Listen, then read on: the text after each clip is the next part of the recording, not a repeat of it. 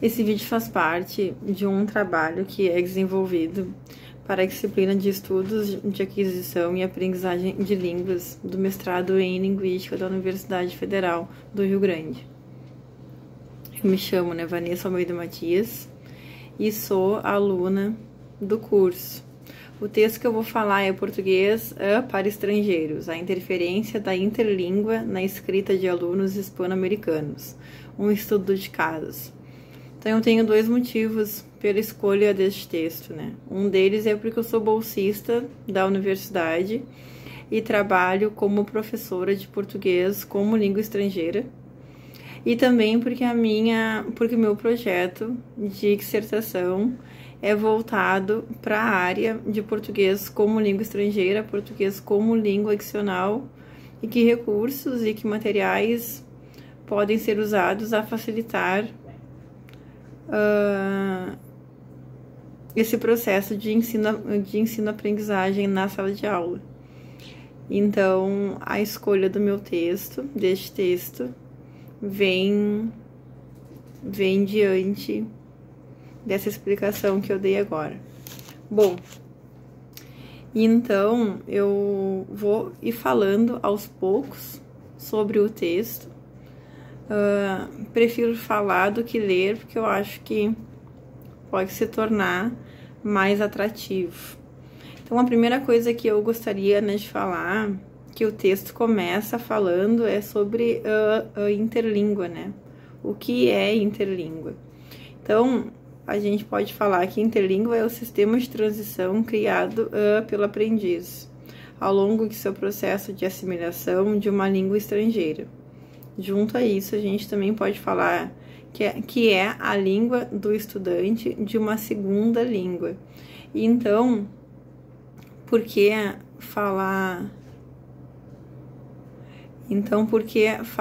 sobre interlíngua, Porque no processo de aprendizagem de uma segunda língua, de uma L2, podemos dizer assim, existe algumas linhas teóricas que trazem esse termo, e que é uma das linhas teóricas que eu também estou começando a estudar, que traz esse termo como importante para entender esse processo de aprendizagem que o aluno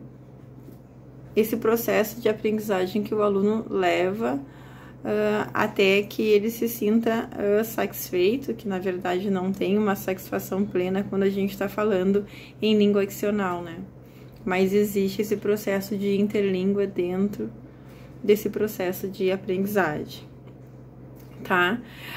E aí o texto traz, então, como base, como base de estudos, a análise contrastiva de erros, que a gente pode chamar de ACE. Então, quer dizer que, a partir da análise feita dos textos dos alunos, e que esses alunos passam por um processo de interlíngua, tá? O estudo é baseado, então, na análise construtiva de erros, para entender, e não propriamente para entender, mas para criar mecanismos de aprendizagem mais satisfatórios para que os alunos passem por todos os processos de interlínguas e vá se tornando cada vez mais satisfeito no seu processo de aprendizagem de L2. Então, algumas coisas que eu coloquei aqui, O português está entre os 10 idiomas mais falados do mundo. Então, tem uma crescente procura do português como língua estrangeira, muito maior nos tempos de hoje do que se tinha antes, Justamente pelo fato da globalização, pelo fato do português, da língua portuguesa ter um destaque cada vez maior no mundo, Esse texto, então, discute a interferência da interlíngua na produção textual de alunos hispano-americanos na aprendizagem na de PLE, que é português como língua estrangeira. Então, o que esse texto traz, então, né? Esse texto faz uma abordagem, faz um estudo de caso de texto, né, de 5 alunos. Esses alunos, eles são norte-americanos com descendência mexicana, né? O que se procurou é que mesmo que esses alunos não morem mais no México, eles tenham familiares lá e que eles saibam falar e escrever o espanhol. Então eles têm como língua materna ou como língua principal, a gente pode falar isso, eles têm como língua materna e como língua principal o inglês e o espanhol. E a ideia é ver quais são os reflexos que essas duas línguas podem trazer no processo de aprendizagem, né, de português como língua estrangeira. Por quê? Porque a gente vê nós, falantes nativos, né, de português, sabemos que o espanhol tem uma proximidade grande, tem uma similaridade e que muitas vezes essa similaridade faz, mesmo que inicialmente, o texto fala sobre isso também, né? Mesmo que inicialmente traga como um aspecto positivo esta similaridade, e aí depois esse aspecto não é mais tão positivo, porque aí o professor não sabe, entende o que o aluno fala, mas não entende ainda que seja um português, justamente pela similaridade. Bom, mas a gente sabe que num processo inicial isso pode favorecer, enquanto o inglês se distancia, né? Porque o inglês tem pouquíssima similaridade de pronúncia e de significados com o português. Então, a ideia da escolha desses alunos é essa, tá? Segundo o texto, a transferência, né, da tentativa de falar uma língua adicional, que no caso é o português, a transferência pode ocorrer de duas formas, né? Então, quando a transferência é positiva, que ajuda, né, o aluno a fazer as associações certas, vamos dizer assim, e quando ela é negativa, que aí gera uma interferência nesse processo de ensino-aprendizagem de português como língua estrangeira. Então, a gente pode falar, mais uma vez, né, que interlíngua se refere ao conhecimento que o aprendiz detém e que lhe permite interagir de forma satisfatória e funcional com outras pessoas no novo idioma. É um sistema com interferência tanto da língua materna quanto da língua adicional, né? Então, esse sistema, esse processo de interlínguas, ele sofre essa interferência, né, da língua materna para a tentativa de uma reprodução da língua adicional, tá? O texto traz, então, qual é, né, o parecer, né, de 3 autores em relação à interferência da língua materna. Então, eu vou ler, né? Então, é Corder, 1993, diz que a interlíngua não passa de um empréstimo. É uma estratégia que o aprendiz usa para conseguir fazer um melhor uso da língua adicional. Crash, 1981, afirma que a língua materna é apenas um apoio inicial para a aquisição de uma língua adicional. E Scratch, deve ser, 1983, diz que a transferência se resume a um processo de testagem e hipóteses, na tentativa de se expressar. O aluno, então, lança a mão de sua língua materna, né? Na tentativa de fazer um bom uso da língua adicional, tá? O texto fala também sobre a questão, né, da fossilização, e aí é interessante falar sobre a relação que o portunhol tem, né? Porque algumas vezes pode ocorrer do aluno que fala portunhol, quer dizer, perdão, que tem como língua materna o espanhol, e aí quer ter como língua adicional o português, e aí acaba que fica preso no portunhol, que é um processo, né, de fossilização, que é o que? É a cristalização do erro e a cristalização do desvio.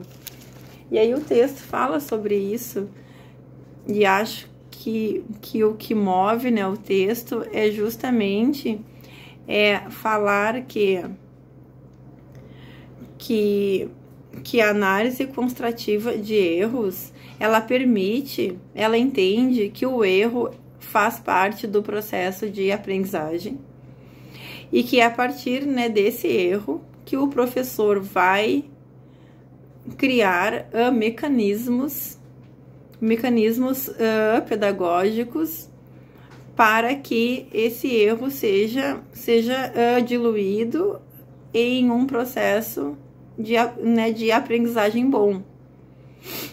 E aí diz o que, né? Que quando isso não é feito, né, pelo professor, e quando o aluno também não se dá conta, que aí não caberia ao aluno se dar conta, existe um processo de fossilização, que é justamente isso, né? É a cristalização do erro sem se dar conta que está errado. Bom, então, a análise construtiva de erros, ela está, né, fundamentada no conceito de interferência linguística, ou seja, na tendência do aluno de substituir traços fonológicos, morfológicos, sintáticos da língua estrangeira por traços de língua materna.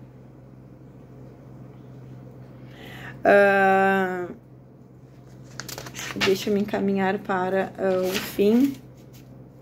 Então, quer dizer, né, o que?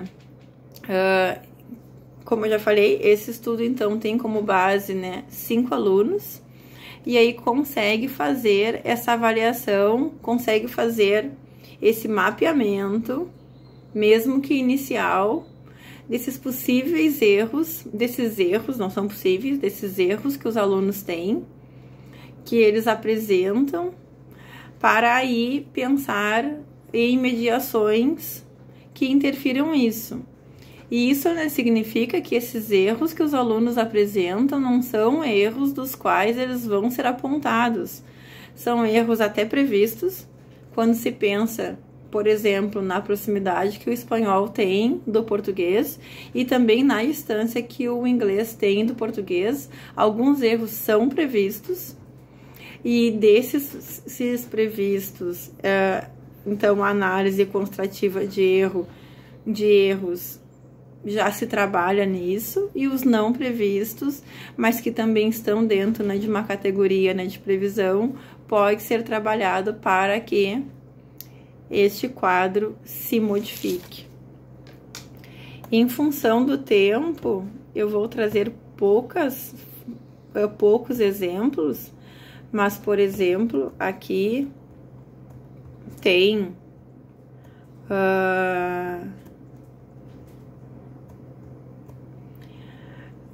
então, o aluno, ele colocou, né, não vamos sair, né, que é do verbo, né, sair. Então, esse é um erro que é previsto em função do léxico, né. Fomos ao clube, em vez de fomos ao clube. Então, são alguns erros previstos, né. Para concluir, então, pensa-se que a partir, como eu já disse, né, a partir desses erros, pensar em mecanismos que não faça com que os alunos não errem mais, né? Porque o erro faz parte desse processo.